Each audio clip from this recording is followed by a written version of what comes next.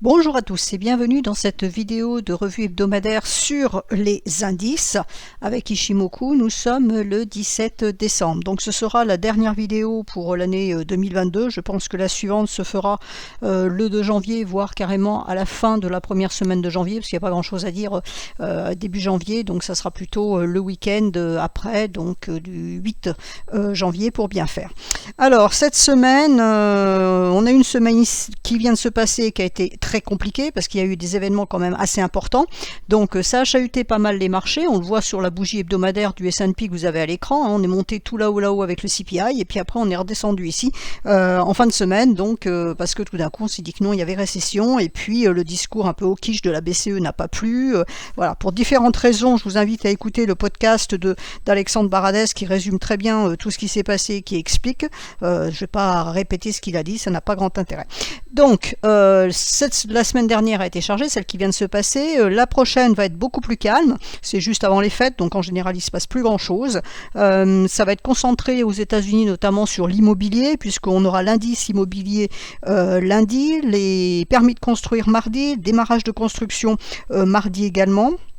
Les ventes de maisons existantes mercredi, les ventes de maisons neuves vendredi, donc voilà, énormément de chiffres immobiliers, donc c'est intéressant dans le cas de la situation actuelle par rapport notamment à une éventuelle récession.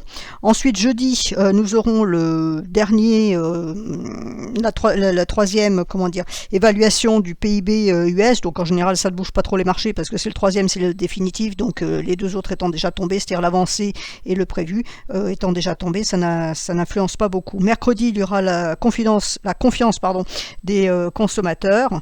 Et puis voilà, et puis le seul point, mais ça concerne plutôt le Forex, c'est la Banque centrale du Japon, qui elle aussi va nous donner sa politique monétaire, donc mardi très tôt, heure française.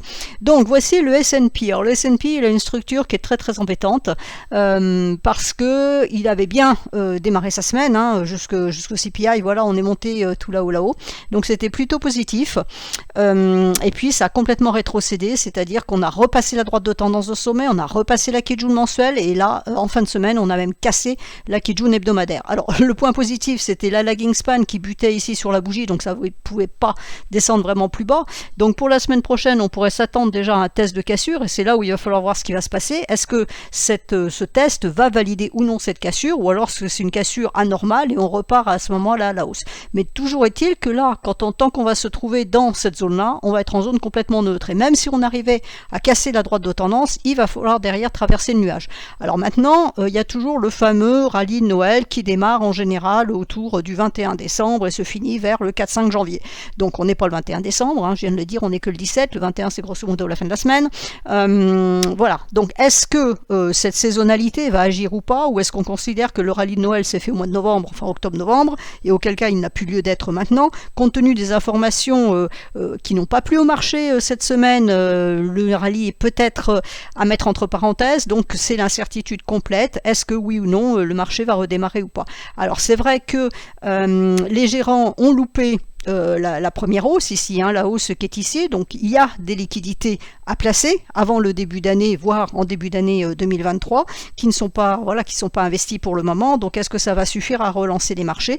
Alors je vous invite quand même à la grande prudence, hein, pour cette semaine ça ira, mais à partir de la semaine prochaine, il faut savoir que les liquidités sont très faibles, elles commencent déjà d'ailleurs à faiblir la semaine qui vient, donc tout signal est à relativiser par rapport à ces notions de liquidité qui sont dans le marché, parce qu'un gros mouvement par rapport à un ordre qui passe n'est pas forcément symptomatique d'un marché en général.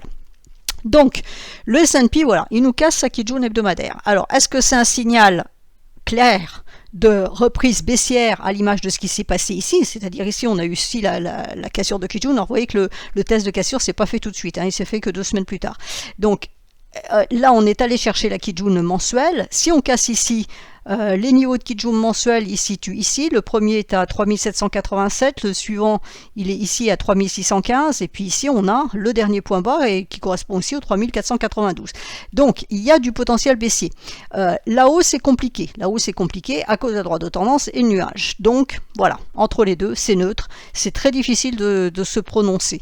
Quand on regarde le journalier, alors le journalier, je l'ai noté sur Twitter, j'ai mis 2 fois le message comme quoi, attention, il y a un danger.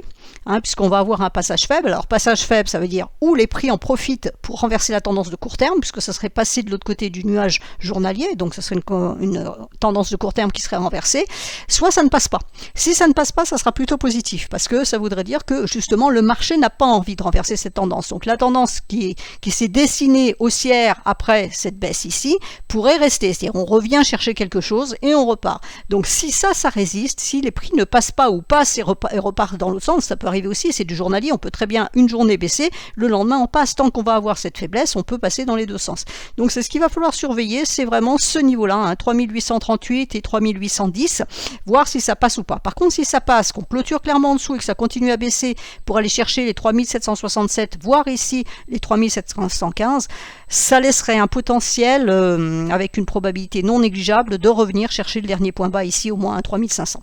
Donc voilà, maintenant, si ça résiste, ça soutient, le support fonctionne et on arrive à repasser cette Kijun hebdomadaire, comme je viens de vous le dire sur le graphique hebdomadaire, ça sera positif, à condition de repasser aussi la Kijun journalière qui est là à 3966 et à nouveau la Kijun mensuelle d'ici la fin du mois à 4025 puisqu'on est repassé en dessous. Donc long terme, on est en train de redonner un signal vendeur de long terme. Donc on est vendeur long terme, on est vendeur moyen terme et on est vendeur court terme. Donc clairement on est vendeur.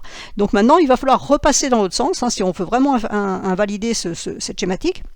Il va falloir repartir dans l'autre sens et casser cette droite de tendance. Si on arrivait à casser cette droite de tendance en clôture, ce qui ne s'est pas fait ici, vous pouvez le remarquer. Donc là, on a eu la journée de mardi qui a été très forte. La journée de mercredi, ça s'est déjà bien calmé. Et puis le jeudi, on a enfoncé. Donc on n'a pas clôturé au-dessus. On n'a jamais clôturé en dessus. Donc il nous faut une clôture au-dessus de cette droite de tendance pour dire, OK, cette tendance haussière reprend. On a eu un accident ici, ça reprend, mais il faudra traverser tout ça. Alors, le Dow Jones,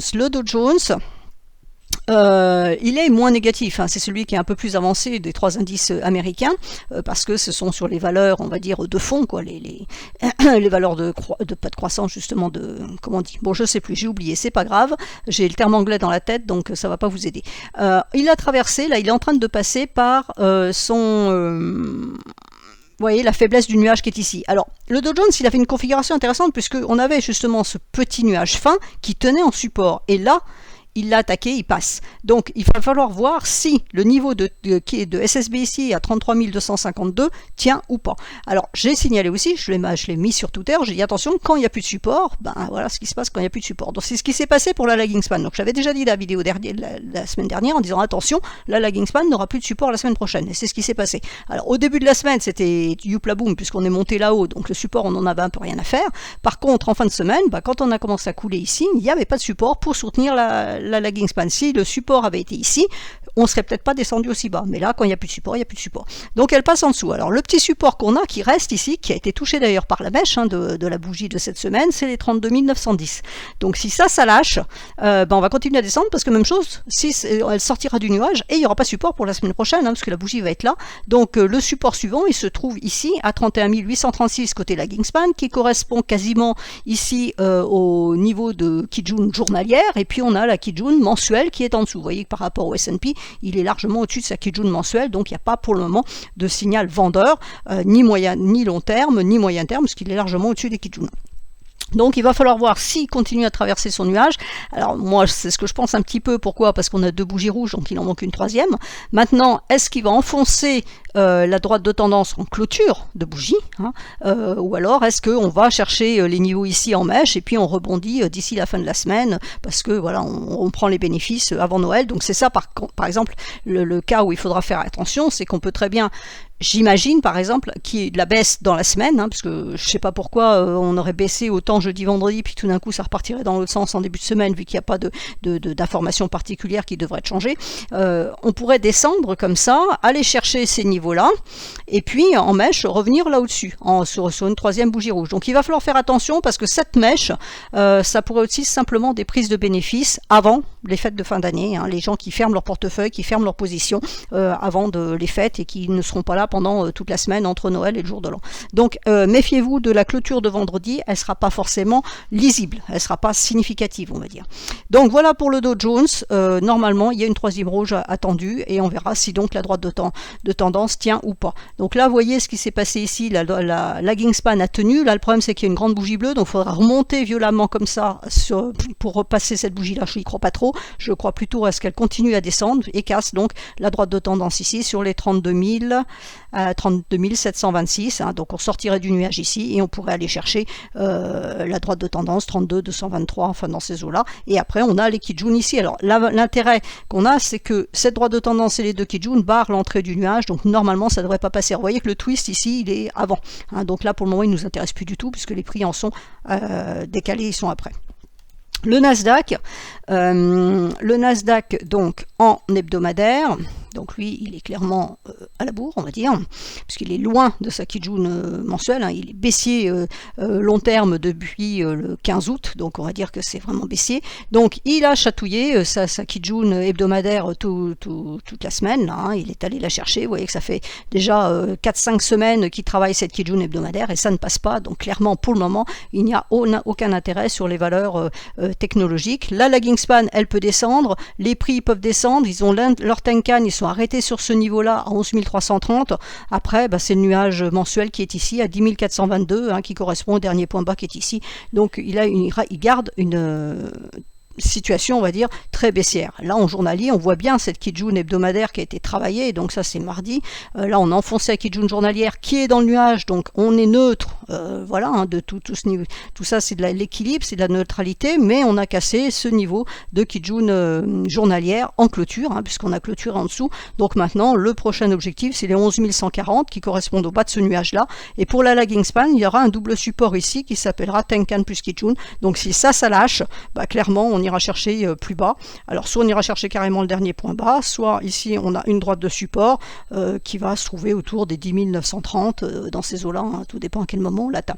Alors contrairement au S&P qui est un danger baissier avec son twist, ici on pourrait avoir une information positive avec le twist qui est ici début janvier, c'est-à-dire qu'on pourrait imaginer aussi que les prix descendent ici, restent sur cette droite de tendance pour remonter, repasser ici et réinverser la tendance. Voilà, donc on a un côté positif sur cet actif-là, donc ça sera à surveiller parce que ce sont les technos, donc si effectivement les technos repartaient à la hausse, ça entraînerait tous les marchés en même temps, donc c'est à surveiller. Par contre, si on enfonce cette droite-là, qu'on va chercher les points bas, ça veut dire qu'on descend pour beaucoup plus bas, hein, c'est qu'on va chercher beaucoup plus de baisse et dans ce cas-là, ça sera négatif bien évidemment. Les indices européens maintenant avec le DAX.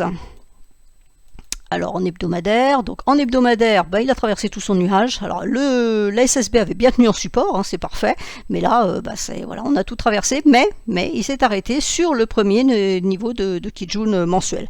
Alors il y en a un deuxième, juste un petit peu en dessous, à 13 800, il s'est arrêté sur les 13 900, il y a encore 100 points à perdre pour chercher les 13 800, c'est ce qu'il va falloir surveiller, c'est-à-dire est-ce que ça va enfoncer les 13 800 pour aller chercher la Tenkan. Alors la Tenkan 2, 4, 6, 8, 9, elle va encore remonter, donc elle devrait remonter à peu près ici. On va aller la chercher. Alors là, elle est sur cette bougie-là. Hop, donc la suivante, c'est ici. Donc elle va remonter ici la semaine prochaine. Hein. On va être à 13 723. Ça sera le niveau de la Tenkan la semaine prochaine. Donc elle va remonter. Donc on peut très bien imaginer effectivement qu'on aille chercher le deuxième niveau de Kijun mensuel sur une troisième rouge, voire le niveau ici de Kijun hebdomadaire qui correspondra quasiment au niveau de Tenkan ici. La lagging span, si elle casse sa Tenkan, elle peut descendre très très bas. Hein. Elle peut descendre jusqu'ici.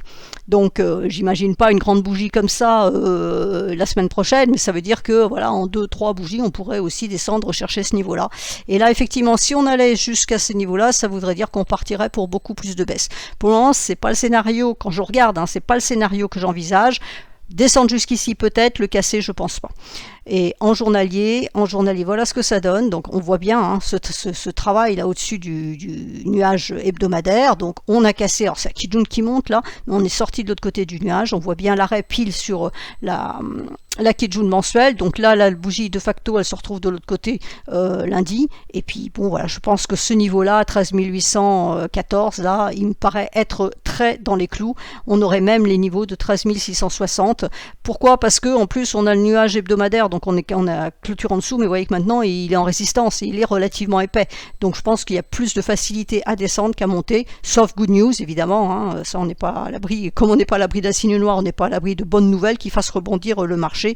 Je veux dire, le CPI qui nous a emmené le marché là-haut, c'était peut-être pas exactement prévu.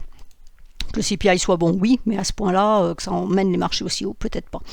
Le SMI, alors le SMI, il est neutre.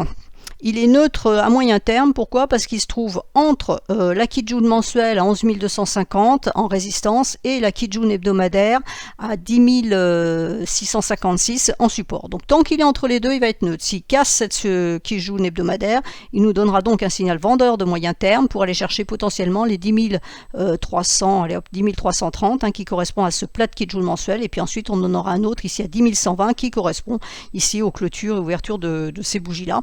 Donc pour le moment, il est neutre. Aller à la hausse, c'est compliqué parce qu'on a la Kijun mensuelle en résistance à 11 250 et un nuage qui est relativement épais. Donc voilà. Et puis, je n'ai pas tracé la droite de tendance, mais elle est là. Hop. Vous voyez que ce nuage, en plus, il est barré par la droite de tendance qui est là. Donc, clairement, il peut rester dans cette zone de neutralité, hein, voilà, en 2 semaines, hein, pendant les fêtes. Là, ça peut rester dans cette zone de neutralité. Il faut surveiller ce support, s'il est enfoncé ou pas. S'il est enfoncé, bah oui, je pense qu'on irait chercher les derniers points bas, ça ferait sens. En journalier...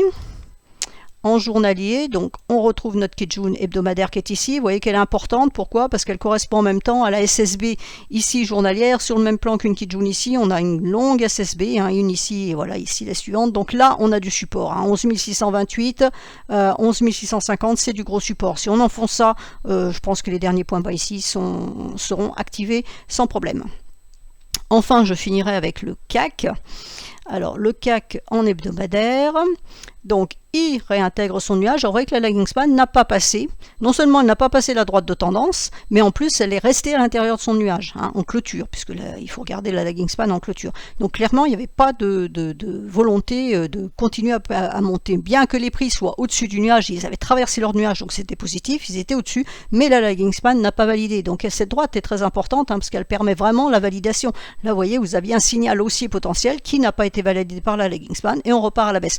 Donc elle recasse sa Kijun hebdomadaire, donc elle nous revalide bien un signal baissier de moyen terme, hein, ce signal haussier ici a été invalidé, on est en baisse, et la baisse elle peut aller jusqu'à 6271, voire le niveau qui est là à 6240, qui correspond à la Kijun sur ce niveau-là, la droite de tendance également. Donc les 6000, alors je dis une bêtise, à 6225 on va dire, les 6225 c'est le niveau à surveiller, hein. On peut y aller en 3e semaine rouge, maintenant il faudra voir si ça tient ou pas. Si ça tient pas et qu'on enfonce et qu'on clôture en dessous, à ce moment-là ça pourrait être les 5975 voire les 5940 qui seraient en objectif, hein, qui correspondraient à ce niveau de Kijun mensuel. Et là effectivement si c'était cassé ça pourrait aller beaucoup plus bas. Mais bon voilà, là c'est le niveau vraiment à surveiller ici qui est important. Quand je regarde en journalier, voilà le journalier, on est dans le nuage hebdomadaire, donc on est neutre moyen terme. On a donné un signal vendeur ici journalier puisqu'on a cassé la Kijun journalière, donc les prix baissent.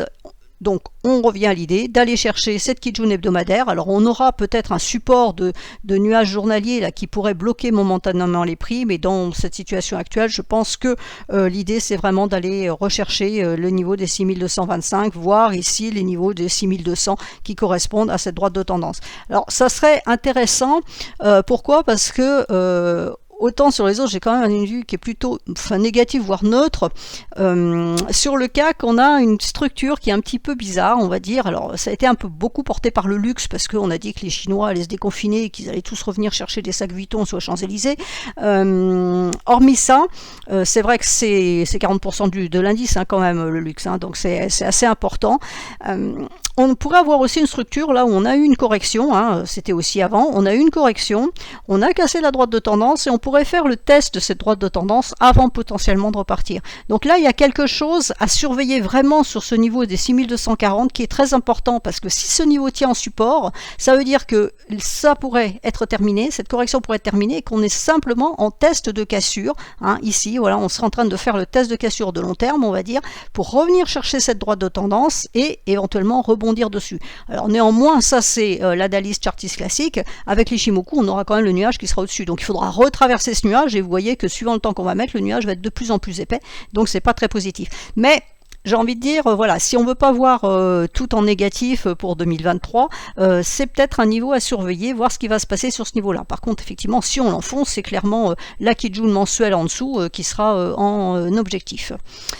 Ensuite, je voulais finir par l'indice Russell 2000, qui est les petites capitalisations, 2000 capitalisations américaines, qui en général est considéré comme un indice avancé par rapport aux autres indices. Et voilà, et je voulais le montrer, pourquoi? Parce qu'en hebdomadaire, il est quand même assez négatif. Déjà la semaine dernière, il avait cassé sa Kijun hebdomadaire, là il a tenté de repasser, mais il clôture sous la Tenkan. La lagging span, alors là pour le moment effectivement elle a du support, mais elle pourrait peut-être casser la semaine prochaine. On a un support à surveiller à 1748. Si on enfonce ce support, à ce moment-là, je pense qu'on pourrait aller chercher les 1665 qui correspondent à cette SSB mensuelle sur le même niveau que la Kijun mensuelle qui est ici. Donc il reste baissier, il reste nettement baissier, puisque là on a eu ce mouvement ici au-dessus de la droite de tendance qui a été invalidé derrière et en même temps cassure de la Kijun hebdomadaire derrière. Le nuage est épais, donc si ça voulait repartir, il faudrait recasser cette droite de tendance, traverser tout ce nuage avec un bout de Kijun mensuel qui passe à l'intérieur, c'est très compliqué. Donc pour moi, ça reste vraiment, il a vraiment une allure baissière. Je dis pas que c'est baissier à tout crin, attention, mais il a une allure très baissière. Et en journalier, donc ça c'est pareil, je l'avais mis sur Twitter pour le montrer, il est passé par le twist. Il est passé par le twist, ensuite il a gapé encore à la baisse. Vendredi, donc il nous finit en petit marteau, mais bon, je me méfie toujours de ces clôtures de vendredi, parce que c'est simplement des prises de bénéfices sur la fin de la semaine, ceux qui ont vendu, voilà, ils prennent leurs bénéfices. Alors malgré tout, on a un support ici à 1755, avec la lagging span qui a buté dessus, donc la lagging span ne valide pas la baisse. Les prix sont bien baissiers, puisqu'ils sont passés de l'autre côté du nuage, mais là, la lagging span ne valide pas pour le moment. Donc si on cassait les 1755 et qu'on sort, que la lagging span sorte du nuage à 1746, à ce moment-là, on aurait un vrai signal baissier pour aller chercher les derniers points bas, 1644. Donc là, c'est à mettre sous les radars parce que, comme je vous dis, c'est souvent un indice avancé, pas un indicateur, un indice avancé par rapport au marché en général. Et voilà, c'est donc il va falloir voir ça, puisque là déjà à court terme, il nous fait un renversement de tendance. On est sous la Kijun journalière, sous la Kijun hebdomadaire, sous le nuage hebdomadaire, c'est baissier quoi. C'est structurellement, d'un point de vue technique, c'est baissier. Pour relancer cette hausse, il faut repasser le nuage journalier, repasser la droite de tendance ici, donc ça paraît un petit peu compliqué, surtout compte tenu de ce qu'on a devant nous. On peut imaginer ce genre de scénario quand on a soit des statistiques importantes, soit des news importantes qui pourraient être positives, qui pourraient impacter le marché, mais là avec Noël et jour de l'an, à part que le Père Noël nous gâte sous le sapin, il n'y a pas tellement d'autres nouvelles positives qui pourraient tomber. Donc je finis comme d'habitude avec le VIX. Donc le VIX pour le moment il ne nous dit pas grand chose. Il est là le VIX. Alors hop, voilà, le VIX, il est neutre, il est toujours sous son nuage hebdomadaire à 26,69, la droite de tendance en support ici, et il doit y avoir un lock qui traîne, voilà. Bon, il est neutre, il n'y a pas grand chose à dire. Le SOX, il a tenté le rebond ici, il est en altitude ici, mais on a la Kijun ici qui est en support, donc attention, si cette Kijun à 2500, 590 casse, à ce moment-là, il y aurait plus de baisse, en plus un double niveau avec la Tenkan, la lagging span, elle peut baisser.